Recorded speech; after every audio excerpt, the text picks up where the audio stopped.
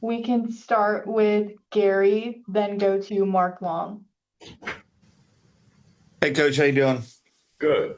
Hey, Liam, this week may not be the time for it because you got a game that, obviously still has some implications.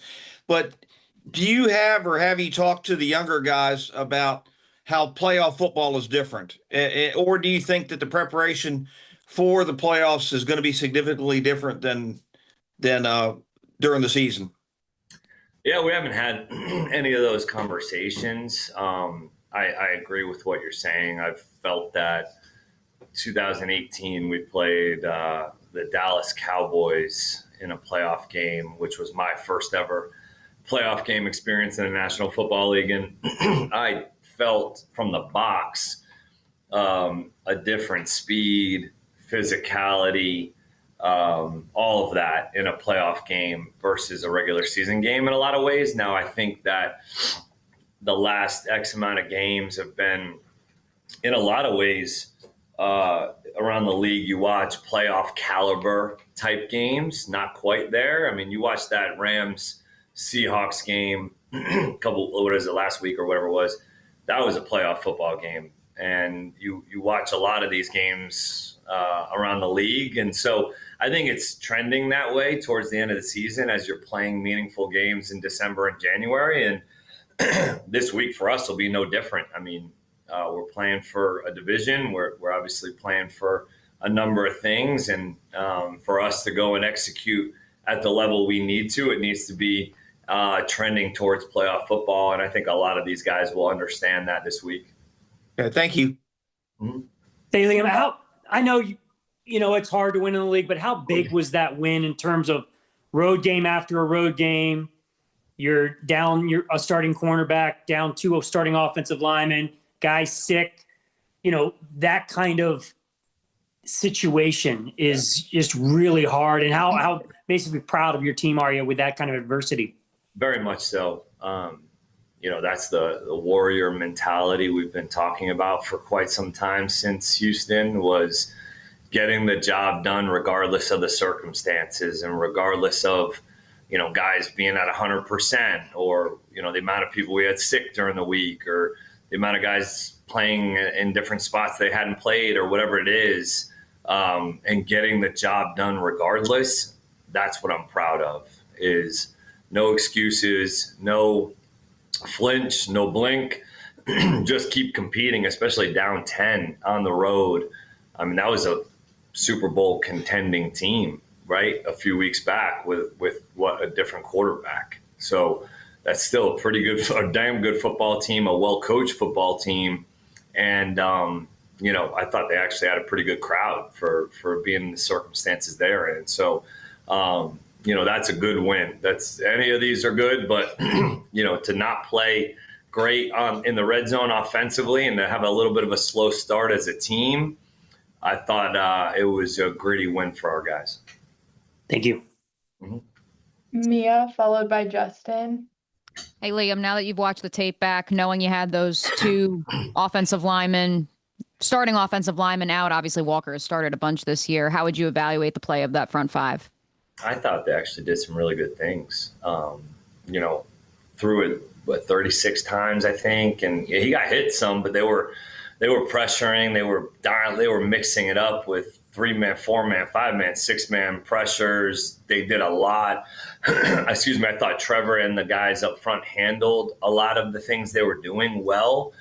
We beat the blitz a lot. And then they just kept bringing it. So you're going to get some hits on the quarterback, and that's the way it is. So I thought those guys played well. I thought we ran it better. Like, we blocked better in the run game. Still some hidden yards that we're missing that we need to take advantage of, whether it's at the running back position, tight end, whatever it is. We can clean up some of that. But with multiple players playing, without a ton of reps, I was proud of that group. So you can let Grant know that I do have the stat, thanks to Action Sports Jacks from Dan Griffiths. 43% of Trevor's dropbacks, he's been blitzed over the last month, and he's had a 65% completion percentage, 5 touchdowns, 0 picks during that time. So let Grant know we have the stat. My question for you, because last week I asked him if he had it and he didn't. My question for you is, why do you think teams continue to blitz him even though he's had success against it? I don't, I don't really know.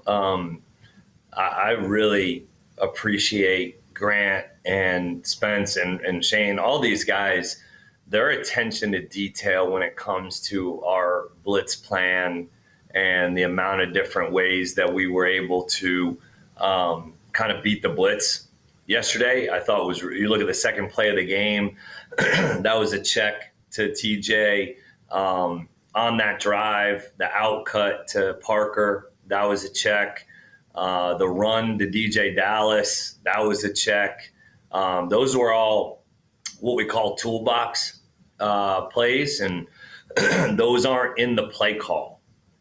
Like, those were not in the play call. That is Trevor using the toolbox that he has at his disposal each week based on the look that he's being presented and getting us into those plays. So that's preparation.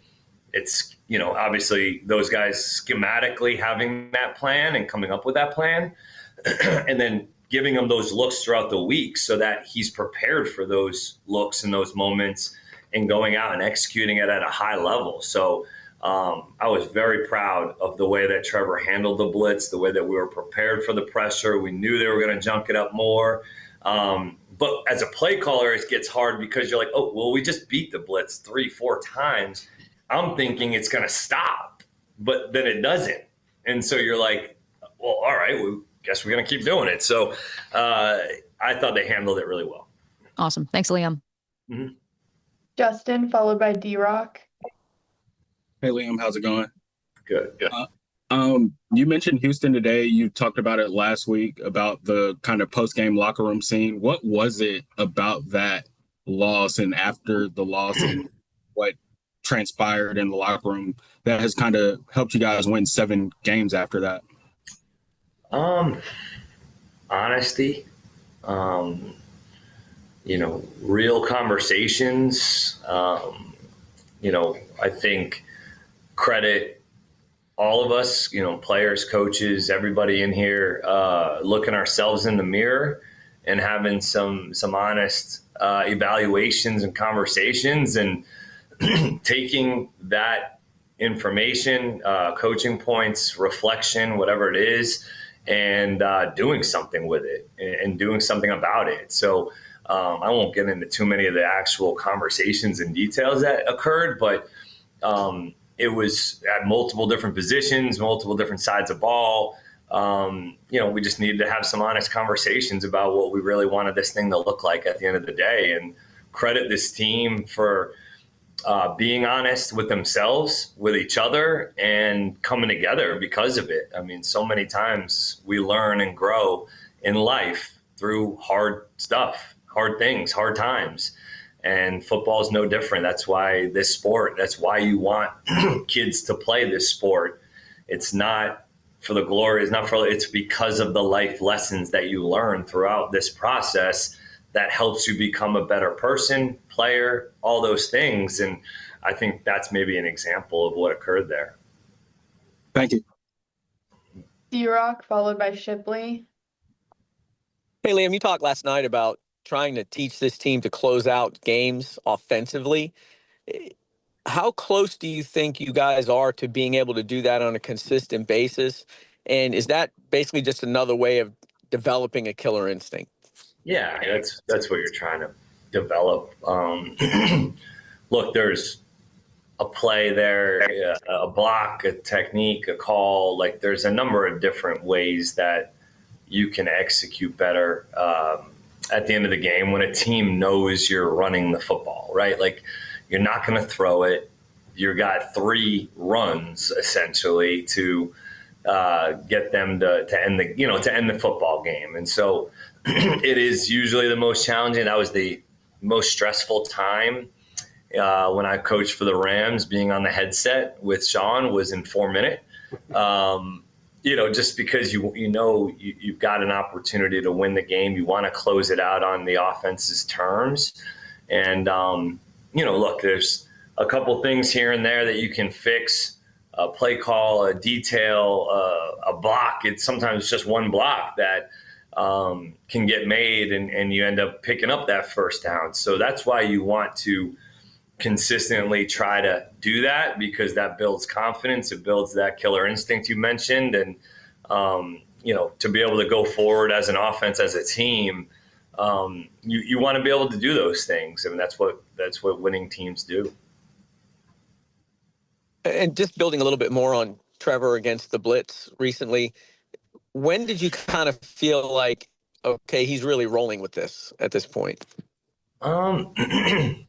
Man, I'm trying to think back to any specific time. I think, his preparation has, I think, just consistently evolved and gotten better and better each week. How on it he's been with the looks he's seeing, the amount of time that he and Spence and Grant and these guys spend extra of just looking at these looks and presenting them these looks, whether it's in the walkthrough, meetings, practice, giving Trevor as many different scenarios as possible, but honing in those scenarios and really detailing when they could show up, and giving him a toolbox that is, he's got options, but maybe it's not like, okay, the whole menu is up every week, right? Like, these are the specific things that we may want to get to versus this team's specific blitz package.